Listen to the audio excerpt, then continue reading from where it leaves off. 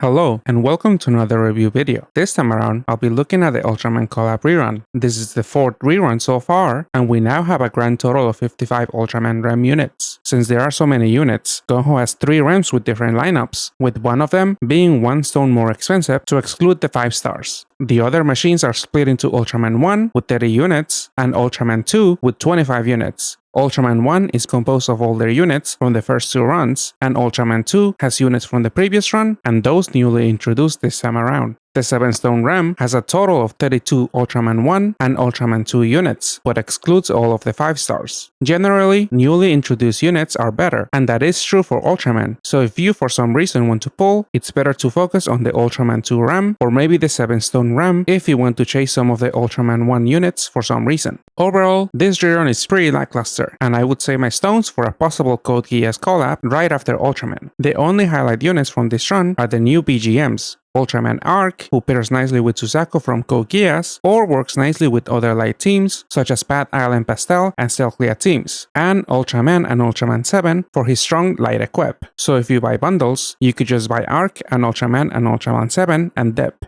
Since there are so many lackluster units, I'll try to skip some of them and focus a bit more on the ones that are exchangeable, purchasable, or newly introduced. So let me take a quick glance at all of the other units first. If you disagree with some of these skips, let me know in the comments below, and please remember to like and subscribe if you enjoyed the video. First, let me start with the black metal exchanges. I don't see any use for Absolute Tartarus. Their damage, active skill, and leader skill are extremely underwhelming, so I wouldn't even recommend getting one. Saturn is a little bit more debatable. He is pretty good for farming due to his active skill and damage, but they are only limited to very short dungeons, since they have a 20-turn cooldown. I've gotten 5 copies of this unit throughout all the Ultraman reruns, and honestly, I have barely used them. I would still recommend getting at least one if you have no copies at all, because they might be useful in a dungeon or two. I wouldn't get multiple copies though, unless you're swimming in black metals and have places where to use them, maybe in co-op teams. Pretty much all of the Ultraman 1 5 stars are completely useless. Canagon might not be that bad if you don't have any units with at least 3 dungeon boosts. Dada has a lot of utility awakenings, but these are pretty overkill, and you'll probably never use them. Maybe you include them in a co-op team to patch any holes, but that's a pretty niche situation.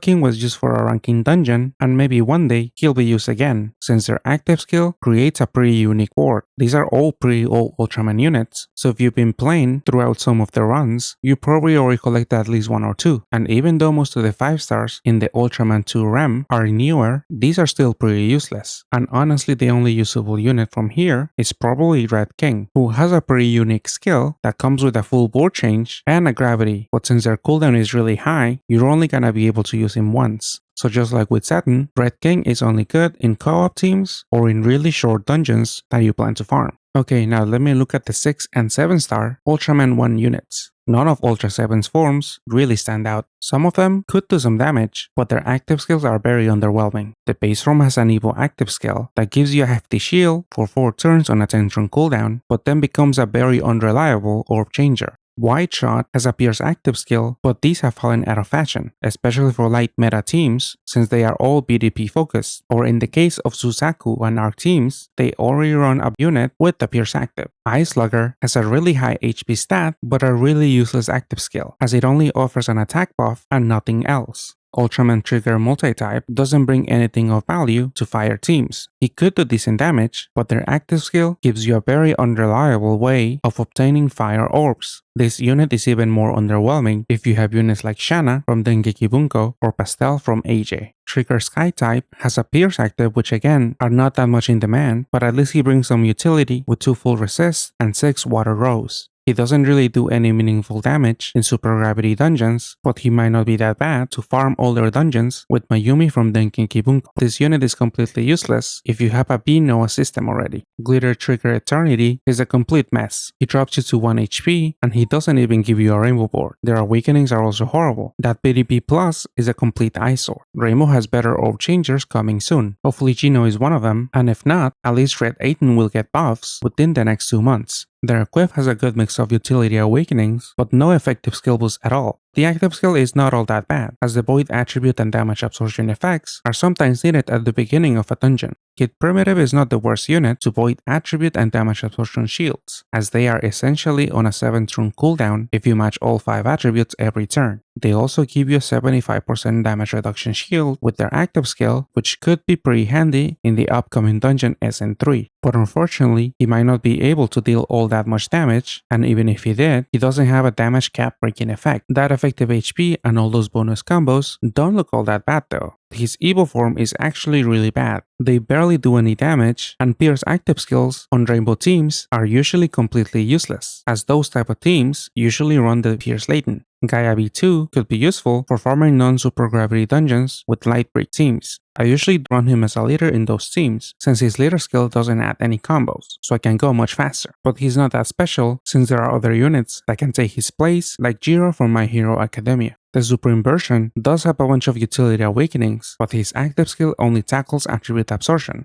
I have seen this Evo being used in Arc and Ultraman and Ultraseven teams, since those don't usually have an out for attribute absorption, but the popular builds for those teams usually just run attribute absorption void latents and forgo including a sub with this type of active. The equip is pretty solid due to its bulk awakenings, and the active skill gives you a half damage shield for 5 turns, which might be useful at times, but pretty situational. Dyna Flash type has a pretty low cooldown 3-turn haste active skill, and depending on how you set up your team, you might be able to use whatever equip you have on him and his active skill turn 1. But unfortunately, his final stage active skill only handles unmatchable orbs, which might not be that useful or completely redundant if you have a cleric in your team. Dyna Solgent Beam has a lot of utility, but I can't really think of a place where you would want the board he generates. There are other Ultraman units that do want these colors, but those type of leaders never really caught on. Their equip provides 5 effective skill boosts and a little bit of utility, but it has no bulk awakenings.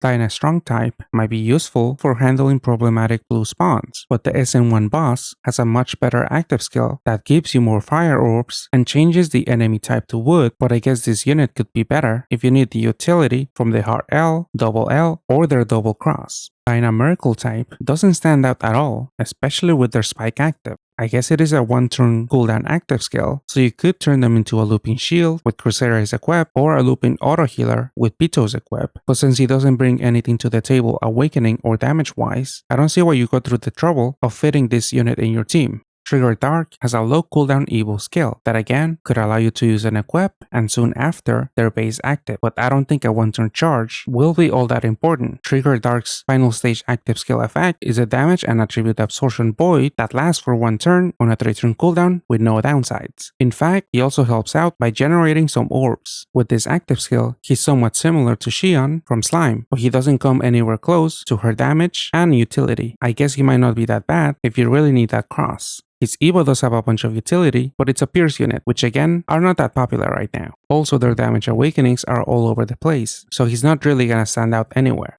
Ultraman Ace has a pretty interesting Evo active skill. The first stage is the shortest 100% damage reduction shield at 4 turns. There's not that many situations where you'll be able to use this, but I think I recall using this in one of the monthly quests where you had a limited amount of active skill activations. Afterwards, the active skill only tackles RCB debuffs and awoken binds, so again if you have a cleric, maybe not the most useful unit to include in your team. His Evo got buffed to have a 2-turn cooldown, so now you can system 2 copies. They do have some utility awakenings, but they don't do all that much damage. He might not be all that bad to swipe through a lot of the early dungeons, if you don't have anyone like Hino. Also right now, he's kinda relevant for the current ranking dungeon. C Alpha Edge is an almost swipeable leader, as his active skill generates orbs in a C shape and requires you to move 2 orbs to block them. He can do amazing damage if you match a BDP and a brick, but that's very unrealistic. Delta Rise Claw has a little bit of utility, but severely lacks damage and doesn't have a good active skill. Z Original has a slightly better active skill to handle absorption void shields, but he won't be doing much damage in super gravity dungeons. Dexium Rise Claw also has amazing damage with the brick and a box, but at least this form generates enough orbs to make that feasible. Additionally, their active skill also destroys the shield, but unfortunately, I don't think he has a spot in most teams, since they'll be deathweight most of the time. They do have a decent leader skill with 5 effective HP though. Their equip is a really good option to put on units like Rimuru. If you don't have 3 or more copies of of Rimuru and Boldora, this equip is a nice replacement, but you'll still have to watch out for skill binds in those Rimuru teams. Zero also has a quick Evo skill, but at least the final stage handles awoken binds and gives you a board change.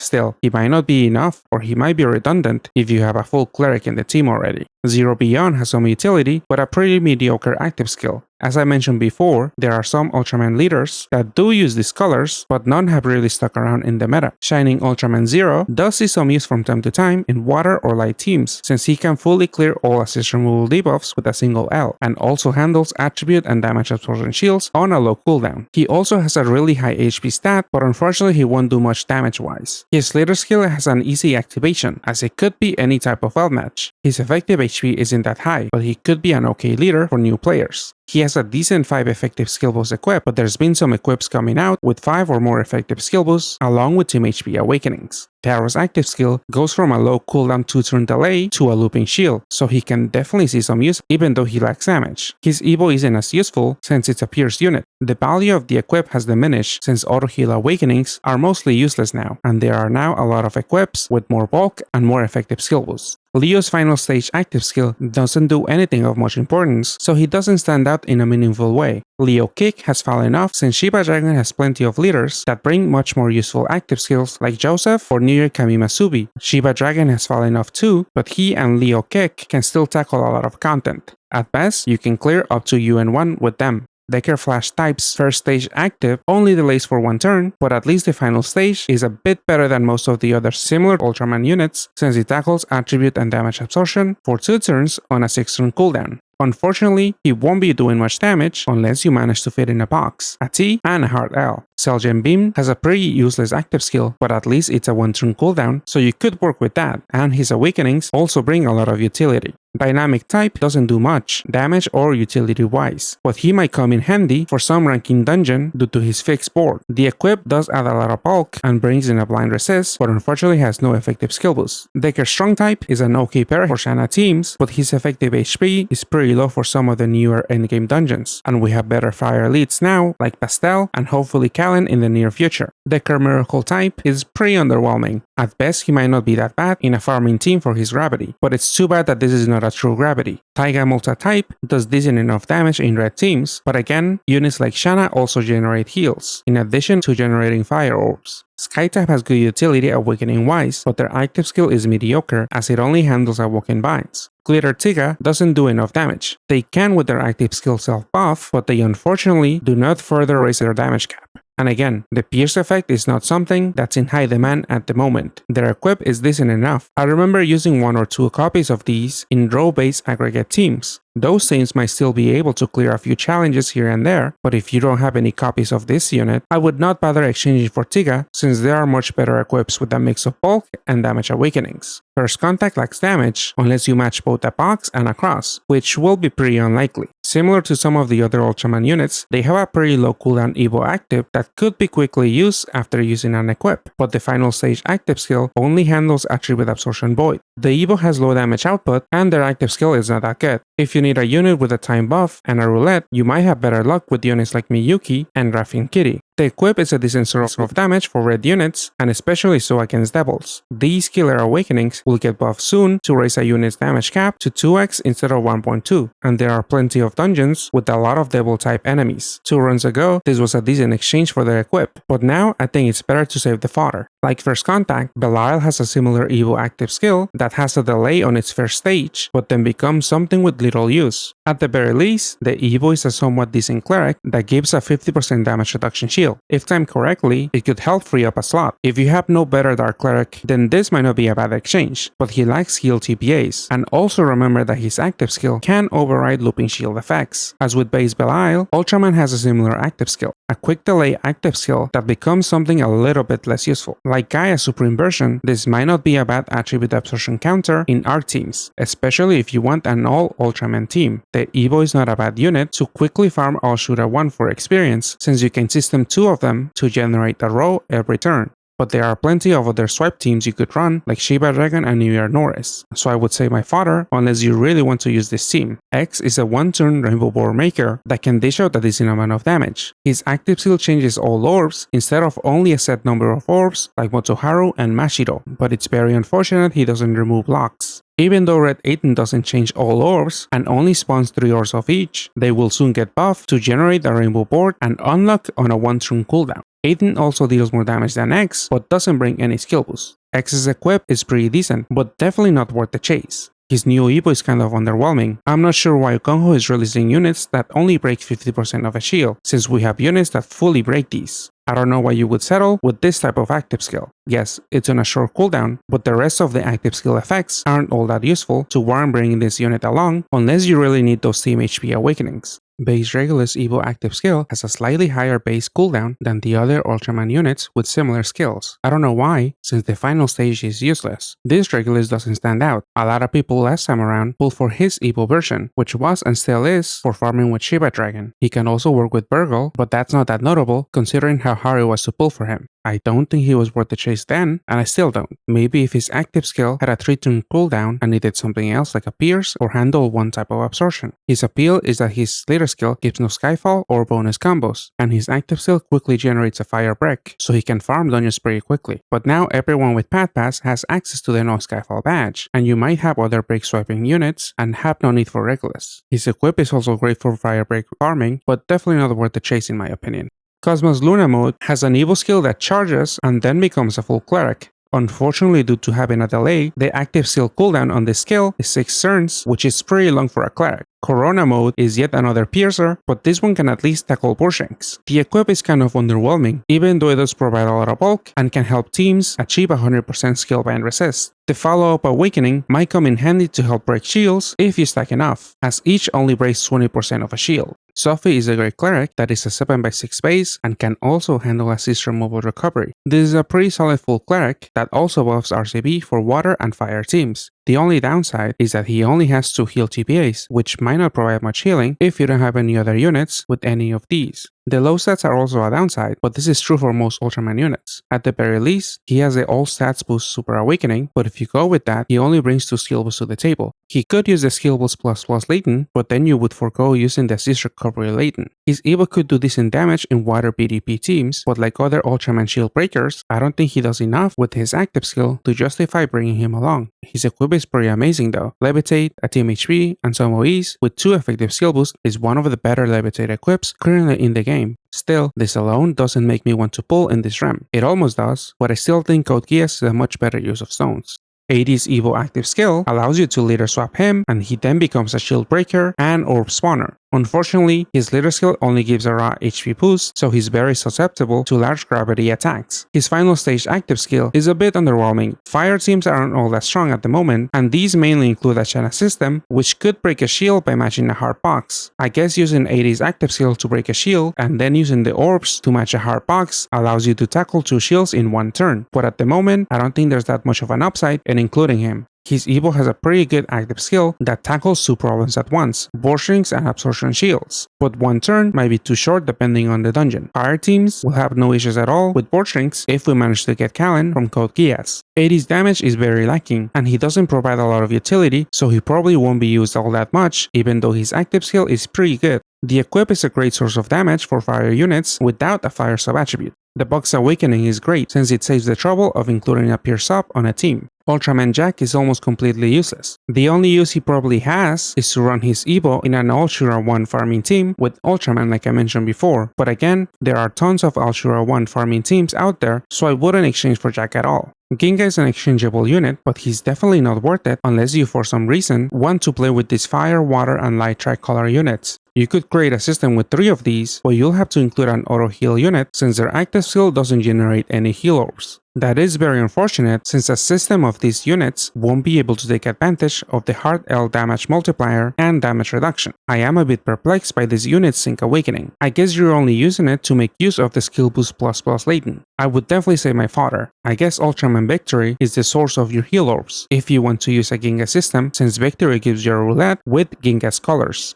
Victory is a decent leader for these tricolor teams. He has 5 effective HP, adds 5 combos, and 3 seconds of move time, but I still find these teams pretty underwhelming since they'll have trouble facing high defense wood or water enemies depending on which units are in your team. That mainly goes for Victory, who only raises his damage cap to 5.5 billion. Their equip looks okay at first, but there's now a bunch of 3 team HP equips with a few OE awakenings, like Aiden's, so the lack of effective skill boost on this equip fails to make it stand apart. Blazar is an orb skin unit that could work with units like Ginga or Victory, but their post-transformation active skill is very underwhelming, since it's not even a looping spike and damage cap break. Their leader skill also gives you a HP boost, but I guess you could pair him with some of the other Ultraman units that have a large damage reduction leader skill like Victory. You'll still be required to have a shield somewhere to survive 500% gravities though. None of the other Ultraman units have a high enough follow-up damage to have an easy time in dungeons like SN2 and SN3 in the future, where you need a 10 or 7 million follow-up attack respectively. I guess there's always Orihimi's leader skill for this tricolor team, and there's always Superfu awakenings to deal a 10 million follow-up attack. But have fun fishing out 9 Harops from Ultraman Victory's roulette if you decide to include 3 Gingas in a team. Blazar's equip is pretty underwhelming, as the lays aren't always all that effective at the start of dungeons. There's also the fact that there are farmable equips out there with 8 effective skill boosts, so this doesn't really stand out unless you need those other awakenings or the awoken by clear effect. Blazar's Evo focuses more on utility with its awakenings and active skill. He can help tackle HP debuffs, but he doesn't do much outside of that. These tricolor units will soon have a much better system with the Pad Island Orihimi and Hikoboshi duo unit that is exchangeable for 15 Pad Island units.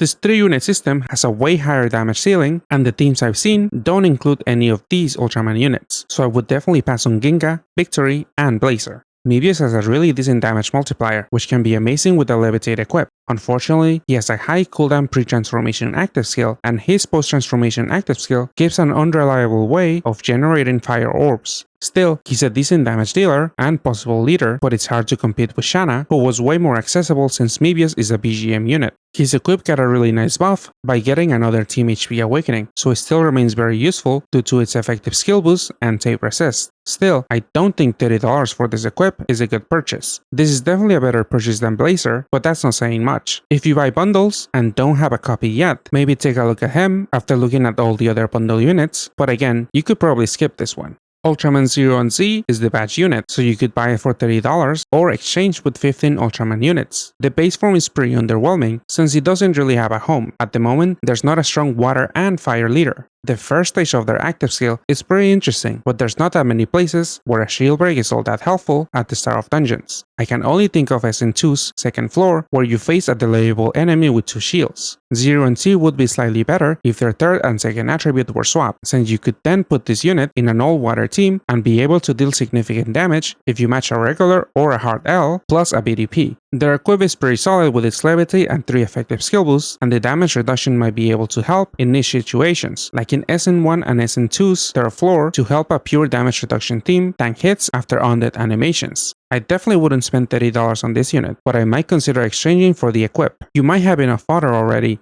Ultraman Rising is exchangeable for almost any 12 Ultraman units. His Evo active skill's first stage destroys a shield and charges by 3 turns. The final stage is a good counter to a few debuffs, but honestly it doesn't seem all that good for most teams. He surprisingly has a 7x6 leader skill that's somewhat workable since he gives 5 effective HP and scales damage and combos with each 5 light orb match. Too bad it's a raw HP boost and therefore weak to gravities. His Evo is a bit hard to find a home for. Any light team will cover orb generation somewhere, so this unit's row change won't be all that important, and bringing a unit just to break shields is not exactly a hard requirement right now. This leader skill is a bit workable since it gives 10 million follow-up damage and an RCB boost, but the effective HP might be a bit on the low side for upcoming dungeons. This Evo is still decent, but the awakenings and active skill aren't pulling much weight. The equip is a bit underwhelming too, even though it has a levitate awakening. The cloud and hard OE can be easily covered somewhere else on the team, and the low cooldown active skill doesn't give any effective skill boost. I probably wouldn't bother exchanging for this unit, but if you're swimming in trade fodder, then maybe it wouldn't hurt to add another levitate equip to your box. Also, clearing the Ultraman Colosseum with this unit gives you a free Emmy, which is a decent free equip, but it's definitely not worth exchanging for Ultraman Rising.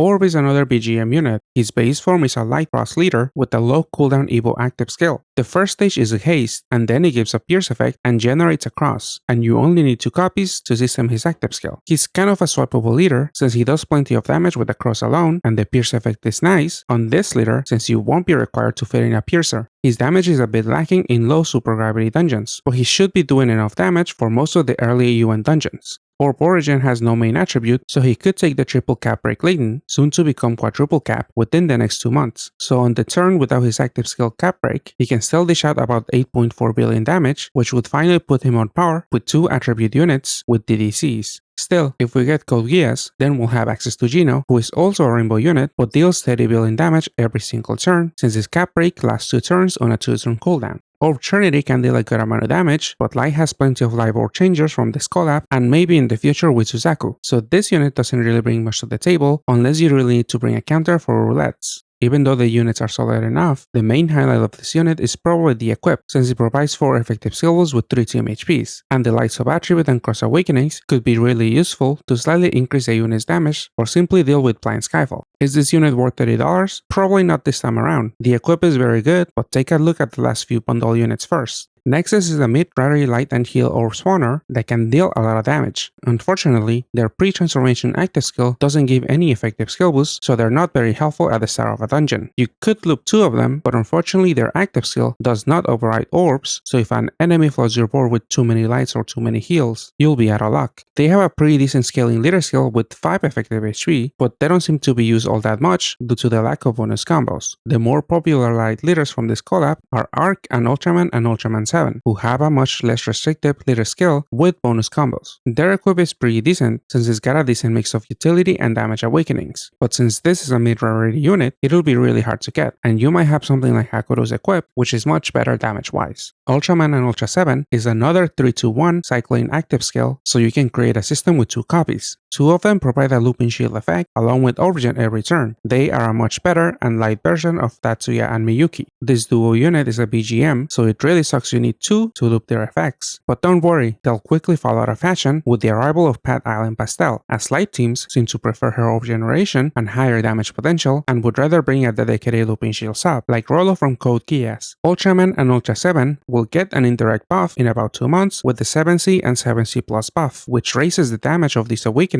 after 14 combos, which is not that hard to hit with some of the light leaders like Ultraman Arc. Their equip will have more lasting potential as it has a great mix of bulk and damage awakenings for light units with T's and no other shape awakenings. It's great in general for its effective skill boost if you don't mind the light sub-attribute awakening. Debatable whether this equip alone is worth $30. It's amazing on units like Suzaku and Pastel, but if we end up not getting Code Geass, then those things won't stand out as much. I would take a close look at this bundle unit if you already have an Arc, and I hope that Suzaku will come to our server. Arc is a big chase from this REM if you have any interest in light teams. If you have the means, you could purchase him outright and skip the collab, but the strong teams he's used in depend on NA getting Suzaku from Code Geass. Arc teams without Suzaku unfortunately require more investment in the Ultraman collab. Team builds before Code Geass usually include 2 Arcs and 2 Ultraman and Ultraman 7s. You can buy one of each for a total of $60, but you'll want at least one more copy of Ultraman and Ultraseven, since you need a looping Origin and shield. Having 2 Arcs is pretty redundant since their active skill handles damage void and damage absorption shields, and having 100%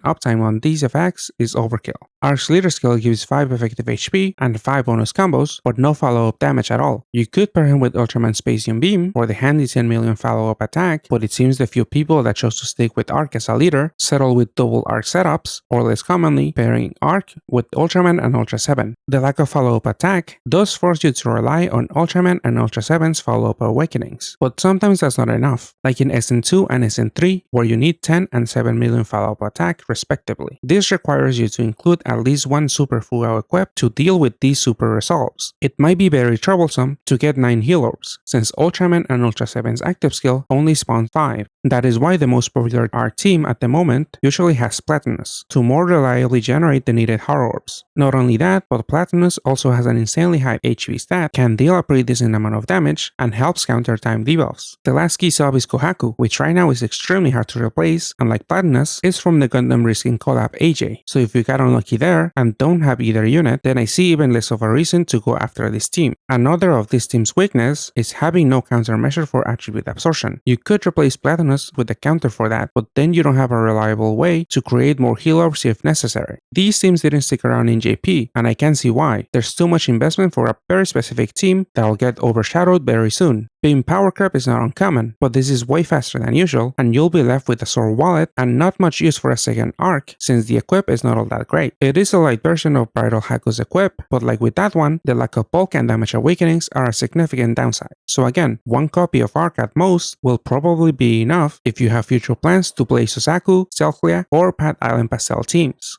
Overall, this collab is an easy skip, especially if you've rolled on some of the previous runs. The only things to pull for this time around are light units in the hope Suzaku comes to NA. You can definitely build some strong teams without Kogias, but these will usually require you to pull a lot in Ultraman, even after buying 2 or more bundles. Outside of light teams, there are some strong units here and there, but these are mid-rarities, so again, you'll be forced to pull since that's the only way of obtaining them. As for exchangeables, I really don't think there are any that are high priority. If you have a lot of fodder from previous runs, then maybe you could consider trading for Zero and Z to have access to their equip. If for some reason you do decide to pull, check which machine has better rates for your chase cards. But generally, the Ultraman 2 and 7 stone machines are a better bang for your buck. Good luck if you're rolling, and again, please remember to like and subscribe if you liked the video. This one ran way too long, and the machines are not worth it. But oh well, I'll see you guys next time. Goodbye.